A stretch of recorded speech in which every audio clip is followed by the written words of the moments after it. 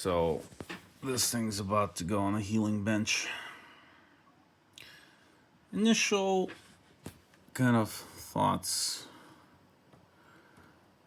It's not focusing. Okay, so heads. There's where grooves. So the tape kind of goes over it, right? And there's grooves. You can check them with a fingernail right here. You can feel it, hear it catching, right? Wear grooves right here, because apparently tape acts like a sandpaper. There are these wear grooves everywhere in the tape path. You can see it real good here. So it's the same thing that you see here. It's happening on every single head, except the erase head. So erase heads, if you focus, apparently they're made out of focus, out of a harder material that virtually does not wear. There's also wear on these guide rollers. These are not guide rollers, sorry, these are just guides. It's just a static thing with a groove in it. There's a little flat spot here. There's a flat spot there. This is in surprisingly a good shape. This is this guy. This is a pinch roller. So the way the tape is driven through it, you know, this spins. This is attached to, this is called a capstan. It's attached to the motor. And then when the tape's played, this is the pinch roller, which pinches the tape against it. Then this drags the tape. Pinch roller is the backing. So here's the plan for the front, at least so far. So I'm going to record the current measurements of these are called real tables. So I'm going to record the heights of these, pull them out. I'm not going to do anything with the capstan. If I find, it's not supposed to be shiny. So where the tape is touching, it's a little more shiny. It's supposed to be this sandblasted type finish. If I find somebody reasonable that will re-sandblast it for me while keeping it round, I might do that. But anyway, this is going to get replaced. It's a pretty nicely done wheel, but it uses a brass bushing, and well, there's nothing, or bronze. There's nothing wrong with this setup per se, but there's just a little wiggle in there that I can feel. It's under a thou for sure, but there's a company called Athan that makes these with bearings. So I always like bearings better than bushings. So I ordered one of those. Then mechanically, so there's another thing that I ordered. This is a bottle head kit, which upgrades the tape guides in this machine. Now, mainly what it's going to do is it's going to put, this is just a rod with a surface that's machined in it. This is the tensioner. What this kit does from Bottlehead is it replaces the tape contact area right here with bearings. So on this one, and then on this one, there's two of them. They recommend also replacing these arms with upgraded stainless steel arms. These are aluminum or aluminium, depends on where you come from. So hell, I'm restoring this machine. I decided, by the way, I kind of originally bought it for shits and giggles. Well, you remember the whole washing machine thing, right? But now I decided I'm actually going to redo it. So that the whole head's going to come off. So the head has, well, the head assembly, right, has 4 heads. These 3 will get relapped. And basically, you send them out.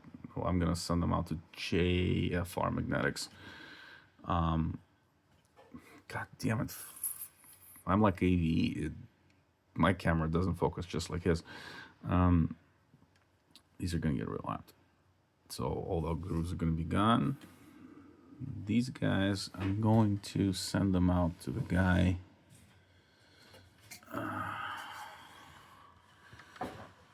he says what he does is he turns these around so that an unworn surface is exposed to the tape. So that's a pretty clever idea. So I'm going to do that. I'm going to turn this guy, and that guy 90 degrees so that unworn surface is exposed to the tape there. So that's the tape path. And then I took the back cover off of it.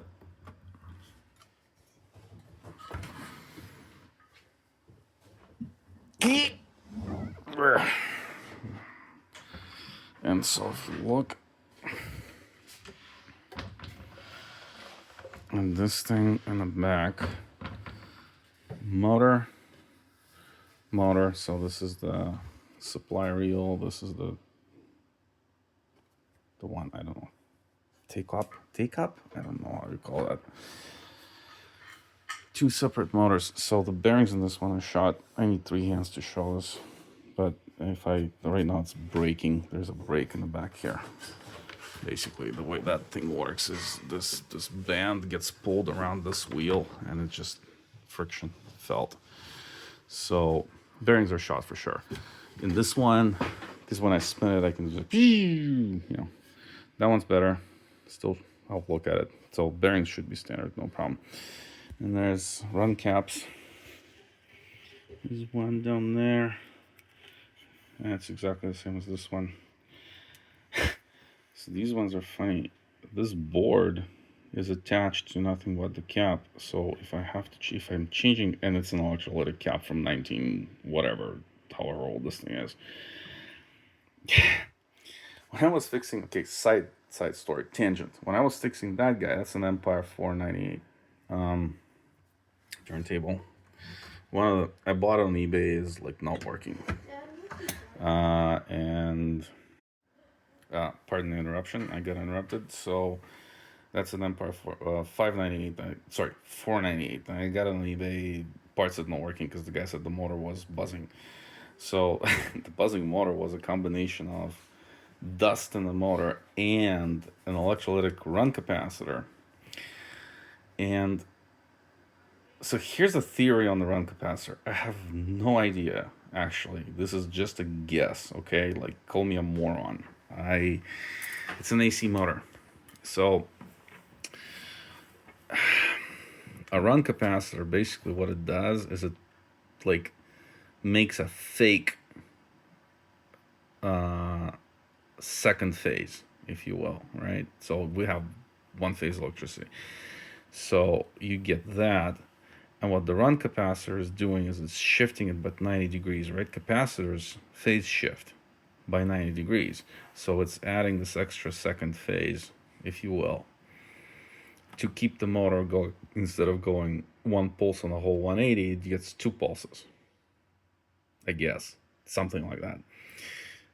Again, it's just my freaking guess. I'm spitballing. I have no idea. And I haven't even read a book about it. So, for what it's worth. Anyway, so that old cap, one of the things you can measure on the cap is that phase shift, right? When you're testing it. And the phase shift on that cap was like in 70s, maybe even in 60s. So it was completely off.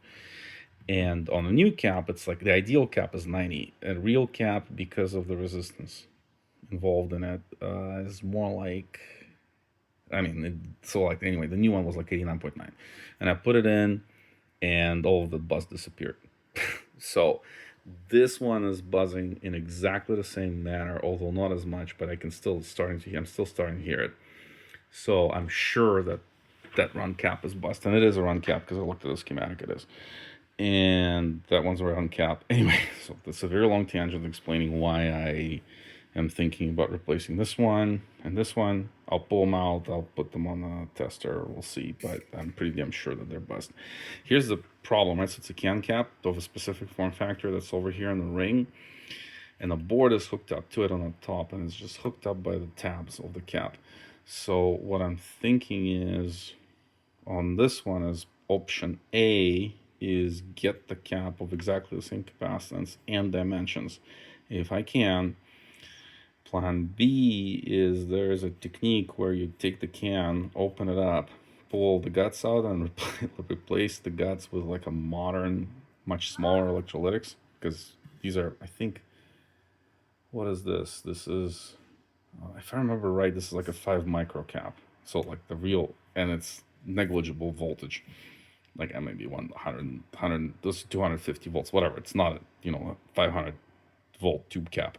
Anyway, it's like tiny like this, right? So I can definitely stick one of those modern caps into the can, and I keep the can intact. That's another option. Third option is, because this is actually a very dumb board, all it does is there's some wires coming in from the control circuitry down there, and then some wires coming in going to the motor. I can just take this whole thing out, throw away the board, put a terminal strip right here, and just actually replace this electrolytic capacitor with film capacitor. And film capacitors last a lot longer. That's a lot better. So we'll see. When I start getting into this, I'll play with it. We'll see what we'll do about that. Over here, that's what I did. I basically literally had like a huge, like this big. I wonder if I still have it actually. No, I threw it away. So it had like a cap about that size, and I replaced it with a film cap about that, like I don't know, volume wise, maybe like fifth the size of this, and then just put in a terminal strip. It actually was pretty nice. Don't want to flip it, it's too annoying. Sorry, I'm not going to show you. Anyway, so same story. So this is that capstan motor, right? So these two motors run the reels. This motor runs that capstan that we were talking about, right? So this is the run capacitor for this guy. This is actually a dual section. See, it's 2.5, 2 plus half. So again, same story. I can try to replicate it. There's a company. If I end up doing it, I'll talk about it. There's a company that makes custom caps in the form factor. But if the diameter is metric, it's not going to work, because their diameters are all standard. And then my plan B is, there's lots of room here, and screws. This screw right there. I can put a terminal strip here and like put some kind of, setup for film caps or electrolytic caps. We'll see. Okay, so then, because again this is old, I don't know. Light. Let me grab another light. So the caps here, like these two big ones, I don't even know. I need to go and study this more. I haven't started taking it apart. I don't know which board's which. This is probably the control board. So there's a control board, and then there's the amp board. Judging by the amount of relays on this thing, this is probably the board that controls all the motors. But there's lots of electrolytics on this, given the age and given the fact that this one maybe looks a little puffy, although I'm not sure. And since I'm in it, I'm gonna have all these boards out. I'm debating. I might replace them, I might not. We'll see. So then the audio circuitry is down there. That one's definitely gonna get a lot of treatment. So my plan for now with this guy is to try to, once I get the head assembly out, these are the wires, those two big, this guy and this guy. Those are the big wires coming, big bundles of wires coming from the heads. So once I have the head assembly out, I'll have to unsolder these, because I'm going to send the head assembly over to be relapped, right? So what I'm going to do is I'm going to try to feed these guys with a signal generator, right? And I'm going to see what the amplifier is doing. I have a feeling that one of the channels on the amplifier is actually quieter than the other. I'm going to run it through my audio analyzer, which I now have. So that's pretty cool. I'm going to run that through this. And then I'm going to see, so I want to see what the equalizer looks exactly. And whatnot. And I'm going to see if I'm going to upgrade anything in here or not, or whatnot. The other thing I got to study a little bit is, this is all transistor based. Thanks God there's no ICs in here. This is all, from what I can tell, it's just transistors and supporting components. So I need to check if transistors got noisy. I need to learn how to do that. I haven't done that before ever. So we'll see about that. But the other cool thing I want to do, if I manage to mechanically achieve this, I think I should be able to, is I want to take the playback heads. So there's a 2-track and a 4-track or half-track playback head, right? Because this is a 1/4-inch machine. So on a 1/4-inch machine, you can have two kinds of tape that is common in consumer. So there's 2 tracks, right? So you've got 1/4-inch. There are 2 tracks on it, left channel, right channel. Or you have tapes, and those are the commercial ones that you buy everywhere.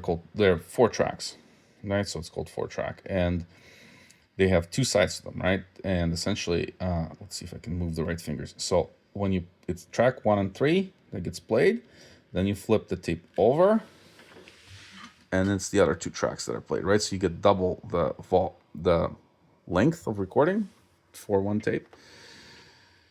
Right, this is all the pre-recorded stuff that I currently have and that I've seen, except for like audiophile or studio quality level tapes. They would all be 4-track. So that's why there's 2 heads, right? A 4-track head and a 2-track head. You can actually see, if you go back to the beginning of this action, look at me doing the picture of the straight on, you'll see that one head has those 2 tracks kind of shifted up and narrower, and that's the 4-track head. Anyway, so tangents. I'm going to take wires off of the heads, and I want to pull them back out here. Put an RCA connector for a left channel and right channel, because eventually I want to try to build a preamp with proper, it's called NAB in American National Association of Broadcasters. NAB equalizing preamp, just like that is a phono focus. That's a phono preamp.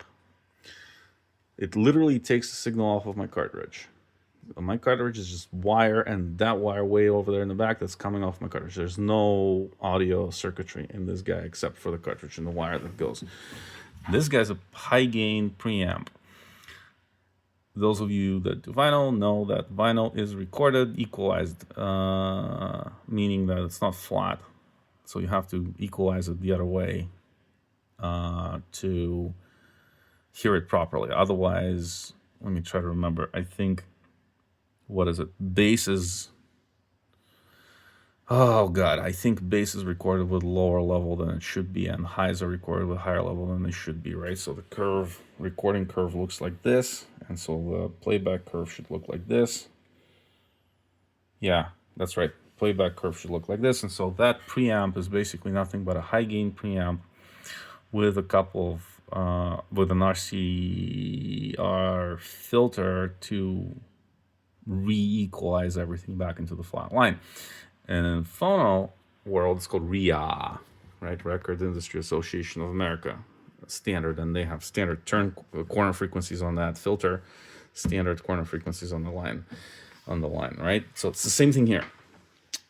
Tapes are recorded, same idea. The curve though is different. It's called NAB, NAB, National Association of Broadcasters, also known as IAC2, and then there's IAC1. Okay, you can, if you search tape equalization, you'll find like 15 different standards. It's a lot less standardized than here, but the bottom line is, for what I'm trying to do, NAB is what I want. And so I want to try playing with building a preamp similar to that, picking it up straight from the heads, bypassing that amp, because I think that any tube amp is going to be way better than any transistor amp that's in there. And so, but I'm going to keep the transistor amp, and I'm going to have a switch, right? So it's going to be like feed the RCA jacks over here, head straight out, or feed the preamp in there. So that's the plan. Bottom line, fix all the bearings, mechanicals, send the heads out to relapse, send those tape lifters, those 2 pins that need to be turned, they're tape lifters, return the guides, and then start going through electronics, recap all electrolytics, probably because I'm already here, why the hell not, right? And fish the heads out. If I can. That's tricky here because of mechanical and space limitations. We'll see. So that's it. Under the knife she goes.